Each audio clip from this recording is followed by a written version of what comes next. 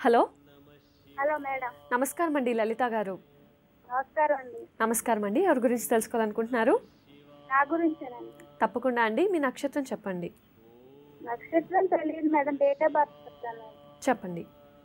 19/9/1989 అండి. పుట్టిన సమయం? మధ్యాహ్నం 2:15 మేడం, మంగళవారం. మంగళవారం మధ్యాహ్నం 2:15 సరేనండి. మీ పూర్తి పేరు? లలితనేనండి, వాకా లలిత. మాట్లాడండి గురుజీతో. అలాగే. నమస్తే అమ్మా. నమస్కారం గురుగారు, మీ పాదాలకు శతకోటి వందనాలండి. మా ఆశీస్సులు తల్లి.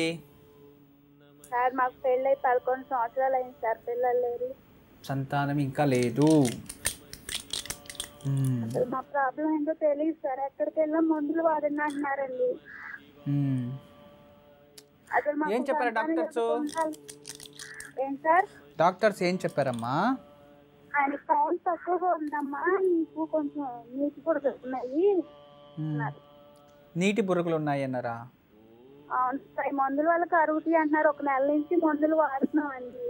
కాదు, పెళ్ళైనప్పటి నుంచి మందులు వాడుతూనే ఉన్నారు లేండి. 1 నెల ఇంకా ఎందుకు, 5-6 సంవత్సరాల నుంచి వాడుతున్నారు కదా. వాడుతున్నామండి, అంటే 2 నెలలు 3 నెలలు వాళ్ళకి మానేసేస్తున్నారండి. నీ జన్మజాతకం అయితే బాగుంది తల్లి. యోగ్యత ఉందా లేదా గురూజీ? మీకుందమ్మా, సంతానం ఉంది. ఎందుకు లేదు, ఎందుకు అలా అనుకుంటారు? సార్ గురూజీ, అసలు మాకు ఎంతో బాధ అనిపిస్తుంది గురూజీ. ఎందుకు బాధ? అందరూ ఎగతాళి ఎలా కోలం చేస్తారు. ఎవరు ఎగతాళి చేస్తారు? నేను ఇప్పుడు బయటికి వెళ్తున్న ఫంక్షన్లకు వెళ్ళినా ఎటుకైనా ముందు వెళ్ళటానికి బాధగా ఉంటదండి. అవన్నీ బాధపడకూడదు, ఆలోచించకూడదు, అంతే. సరేనా? ఎప్పుడు కూడా మనం మంచిగా ఆలోచించాలి. మనకి పిల్లలు అవుతారు, మనకి దేవుడు ఇచ్చినప్పుడు మనం పొందాలి అనుకోవాలి, అంతే.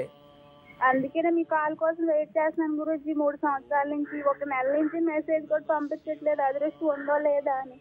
ఈ రోజు నాకు కలిసి వచ్చింది గురూజీ. సరే తల్లి, శుభమ్మ. నేను కొన్ని పరిహారాలు చెప్తాను, చేయండి తల్లి. నీకు సంతానం యోగం అయితే ఉంది. అసలు ఉన్నారు గురూజీ, సంవత్సరం ఏమన్నా. మీ భర్త ఏం పని చేస్తారు? ఆటో తోలుతారు గురూజీ, చాలా మంచివాడు, ఏ అలవాట్లు లేవు గురూజీ. సరే తల్లి, మంచిది. ఇప్పుడు మీరేం చేయాలంటే, మనకి రావి చెట్టు వేరు కానీ లేదు అన్నా ఈ ఔదుంబ వృక్షం అంటే మేడి చెట్టు వేరు కానీ, మేడి చెట్టు తెలుసు కదా, ఆ వేరన్నా కానీ రావి చెట్టు వేరైనా సరే దాన్ని తప్పిచ్చేసి ఇంట్లో పెట్టుకొని ప్రతిరోజు రాత్రి మరియు ఉదయం దాన్ని రాయి పైన బాగా అరగతీయాలి. అరగతీస్తే దాంట్లో నుంచి గంధం వస్తుంది కదా, దాన్ని పాలల్లో కలుపుకొని తాగాలి. నైట్ ఉదయం లేస్తానే దాన్ని పాలల్లో కలుపుకొని తాగాలి, భార్యాభర్తలు ఇద్దరు. అలా ఒక 3 మాసాలు చేయాలి తల్లి. కేరళ నుంచి ప్రభావతి కాలర్ లైన్లో ఉన్నారు, వారితో మాట్లాడదాం. హలో. హలో, నమస్కారం అండి ప్రభావతి గారు. నమస్కారం అండి. నమస్కారం అండి. ఎవరి గురించి తెలుసుకోవాలనుకుంటున్నారు? మా అబ్బాయి గురించి అండి. తప్పకుండా అండి. మీ అబ్బాయి పేరు, నక్షత్రం చెప్పండి. పేరు మంజునాథ్ అండి, నక్షత్రం పునర్వసు. సరేనండి, మాట్లాడండి గురూజీతో. నమస్తే అమ్మా. నమస్తే గురుగారు, బాగున్నారా? బాగున్నాను తల్లి. మీ పాదాల శతకోటి వందనాలండి. మా ఆశీస్సులమ్మా. మంజునాథ్ మీ కొడుకా? అవునండి. పునర్వాసు నక్షత్రం అయితే మిథున రాశి, పేరు పైన అయితే సింహరాశి.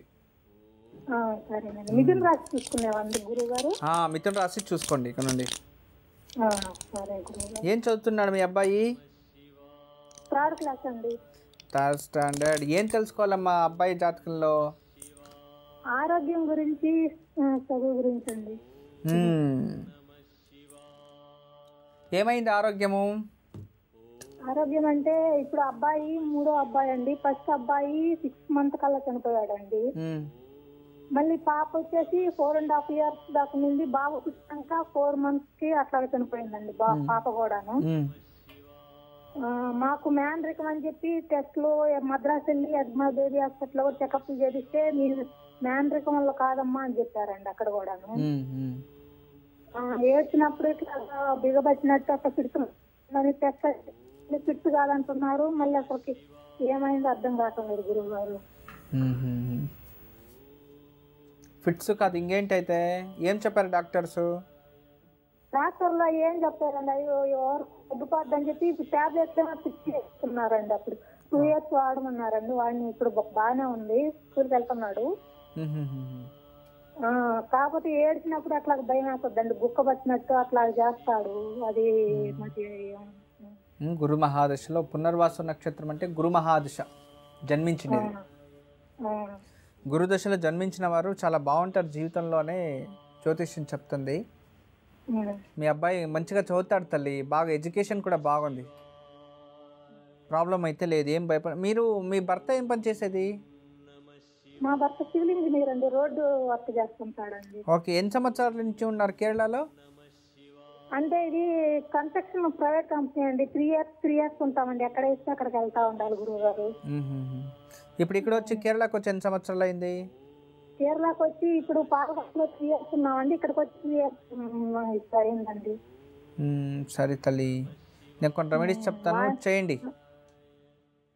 గురుగారు అబ్బాయికి ఎడ్యుకేషన్ బాగుంది, ఆరోగ్యం సరిపోతుంది, నేను కొన్ని రెమెడీస్ చెప్తాను, చేయండి.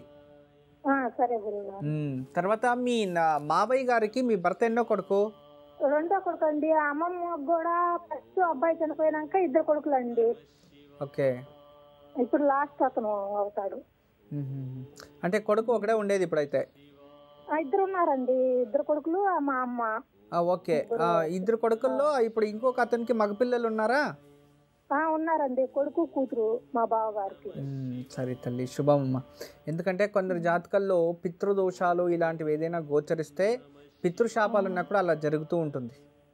అవునండి, అవి కొంచెం ఇల్లు కట్టినాక పెళ్లి చేశారండి, నైట్ ఇళ్లలోకి చేరి చేశారని మా బావ కొడుక్కి అమ్మోరు పోతుంటే స్నానం కాకముందే గుణాద్రాలు చూశారని అమ్మ అంటుండేదండి. ఇంకా దాని వల్ల ఏమన్నా మాకేమన్నా మత్తతో పెళ్లి అయ్యేది మాకేమన్నా తగిలిందా, అది ఏం అర్థం కావటం లేదు గురువు గారు. అసలు అలాంటి పరిస్థితులు ఏం రాదు, ఇంక అన్ని సరిపోతుంది చక్కగా, సరేనా? సరే గురువు గారు. అబ్బాయి చేతిలో ప్రతి శనివారం రావి చెట్టు వేప చెట్టుని ప్రదక్షిణ చేయించి నువ్వుల నూనెతో దీపం వెలిగించండి, ఉదయాన్నే 5 నుంచి 6 లోపు. అలా 16 వారాలు చేపించండి. తర్వాత ప్రతి గురువారం రోజు గురు దేవాలయంలో నేతి దీపం వెలిగించి 5 ప్రదక్షిణ చేపించండి. సోమవారం రోజు దగ్గరలో ఎక్కడైనా శివాలయం తీసుకెళ్లి బిల్వార్చన చేపించండి. 3 16 వారాలు చేయమని చెప్పండి. రోజు హనుమాన్ చాలీస్ చదువుకోండి. ఎడమ కాల్లో బట్టన వేలికి ఒక చిన్నగా ఉంగరం లాంటిది ఏదైనా టైట్గా ఒక 6 months వేయండి. అవన్నీ ఆరోగ్యం కూడా సరిపోతుంది, మంచిగా అవుతుంది తల్లి. ఎప్పుడు మా ఆశీస్సులు ఉంటుందమ్మా. నమస్తే. ప్రభావతి గారు విన్నారు కదా, గురూజీ చెప్పింది పాటించండి, తప్పకుండా శుభం జరుగుతుంది. గురూజీ విద్యార్థులకు సలహాలు తెలియజేస్తున్నారు. తర్వాత విద్యార్థులు ఎప్పుడు కూడా ఏం చేయాలంటే టైం టేబుల్ మెయింటైన్ చేయాలి. మనోళ్ళు దాన్నే మర్చిపోతూ ఉంటారు. టైం టేబుల్, ఏ టైంలో చదవాలి, మనము ఎంతవరకు చదవాలి అంటే ఆ ఇష్టపడుతూ నియమితంగానే చదవాలి. ఇంతింతే అని ఒకేసారి అన్నీ చదివే అవసరం లేదు. దానికి టైం టేబుల్ పెట్టుకొని ఏ టైంలో ఎంతవరకు చదవాలో ఆ టైం టేబుల్ అనేది కరెక్ట్గా ఫాలో చేయాలి. అంటే డిసిప్లిన్, ఇంచోకి లేవాలి, ఇంచోకి పడుకోవాలి, ఇంచోకి భోజనం తినాలి, ఇలా టైం టేబుల్ పెట్టుకొని ఏదైతే మనం చదవాలి అనుకుంటామో దాన్ని కరెక్ట్గా అర్థం చేసుకున్నట్టు చదవడానికి ప్రయత్నించాలి. తర్వాత మనకు అర్థం కాకపోతే స్నేహితులతో కానీ లేక ఇతరులతో అంటే శిక్షకులు అంటే టీచర్స్తో కానీ డిస్కషన్ చేయాలి. ఇది నాకు అర్థం కాలేదు, దీన్ని ఎలా చదువుకోవాలి. అలా అడిగితేనే వాళ్ళు చెప్తారు కదా, అడగకపోతే ఎందుకు చెప్తారు, అడగాలి మనం. అలా టైం టేబుల్ పెట్టుకొని చదవడానికి ప్రయత్నించాలి. అలాగే మనం ఏకాగ్రతగా చదవాలి. ఏ చదువునా బుక్స్ మీరేం చేస్తారు తెలుసా, ముందర పెట్టుకుంటారు, ఎక్కడో ఆలోచిస్తూ ఉంటారు. ఎలా ఉంటుందంటే ముందర బుక్ పెట్టుకొని చదవాలని కూర్చొని ఏదో ఫ్రెండ్స్ ఏదో చెప్పింటారు, లేదో మాస్టర్ ఏదో చెప్పింటారు, ఇలాంటి ఏదేదో ఆలోచనలు వస్తూ ఉంటాయి. అవన్నీ మానేయాలి. యాక్చువల్లీ మనం చదవాలి అంటే బుక్ ముందర కూర్చుంటే ఏకాగ్రతగా దృష్టి పెట్టి ఇష్టపడుతూ చదివితే మనకి డిస్టర్బెన్స్ కూడా అవ్వదు. అలా చదివితే ఖచ్చితంగా మీకు ఉన్నతమైన అంటే ఎడ్యుకేషన్ అనేది ఆటోమేటికల్లీ ఇష్టపడడానికి ప్రారంభిస్తారు. అంతో ఎంతో చదవడం ప్రయత్నిస్తే ముందరికి నడుస్తూ అడుగు అన్నట్టు ఆటోమేటికల్లీ మనం మంచి మార్క్స్ రావచ్చు. ఇంకా చాలా ఉన్నాయి, ఇప్పుడు వచ్చి తెలియజేస్తా, వెయిట్ చేయండి.